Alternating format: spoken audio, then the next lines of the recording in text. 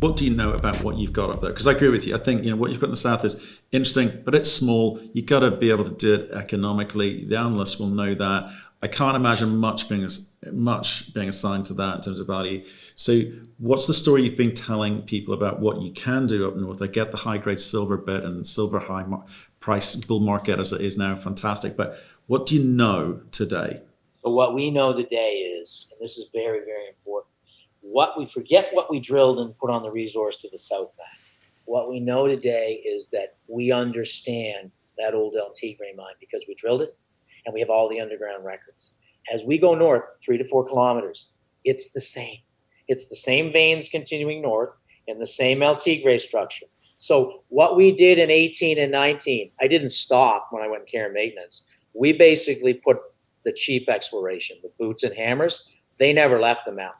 Half of 18, 19, you'll see the results we put out. We mapped and sampled that thing like you can't even believe. And what we found up there, look on the Verify presentation, amazing. 18 and 19, you'll see some results we put out. The old timers at the El Tigre mine, they didn't drill it.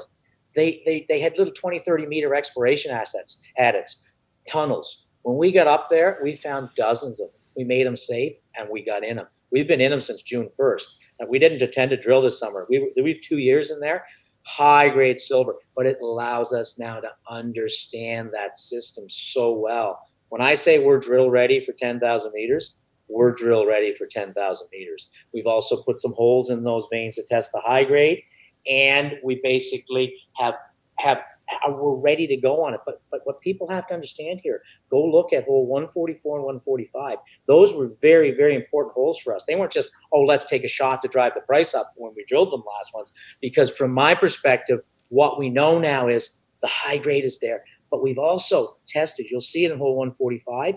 We still have, they're all in that El Tigre structure. On my maps, I call it the yellow rock. If you look at the presentation, that's what allowed us to drill that halo around a mine that was done, that had already taken the silver out of it.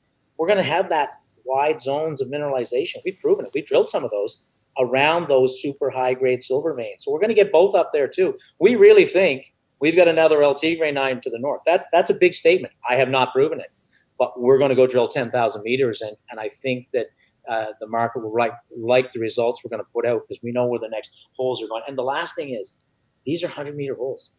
All of this deposit at the mine and going north, daylights. We walk on not only the silver vein, but we see the alteration zone of 50, 60 meters where that gold disseminates outside that vein to the north.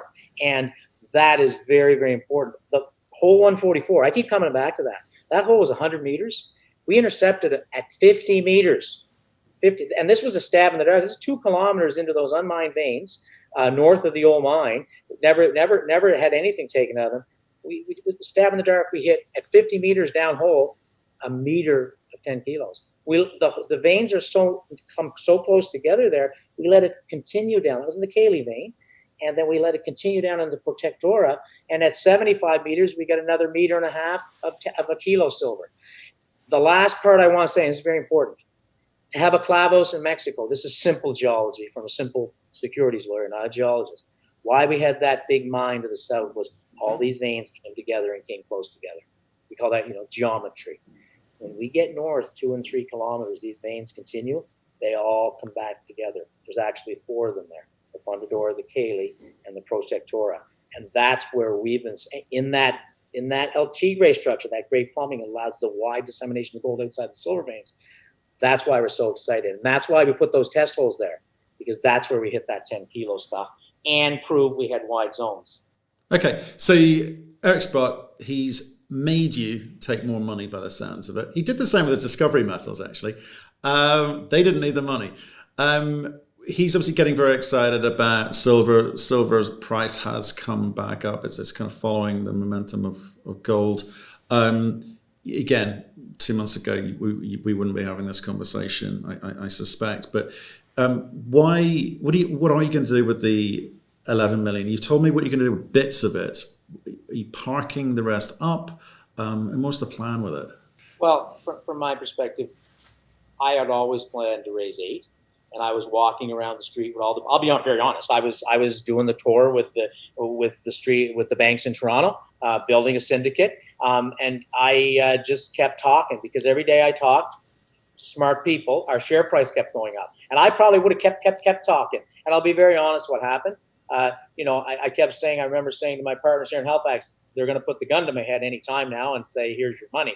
But that was going well. Look, sometimes through serendipity, things happen. One of the banks in Toronto 2 weeks ago, and I'm not saying this lightly because none of it's been proven, but they did all their work, and they launched totally independent analyst coverage that they said Silver Tigre is the next Silvercrest. The minute I saw that, I just shook my head and said, man, you can't say that. Eric Fear and the job he's done, and from $3.3 million market cap in 2016 to his son's $1.7 billion, that doesn't happen every day. But that just drove things foolish, and the stock started really reacting to that analyst coverage. And that's when Mr. Sprott and those 8 institutions showed up. Look, I'll be very frank. I had to push that down way down, because I wasn't taking any more money than I did, and that was a tough negotiation, and we took about $3 million more than we wanted, but we will find use of that. What that does, it allows you to go faster, Matt. Instead of 2 drills, that'll be 4 drills, and that's probably what's going to happen this fall.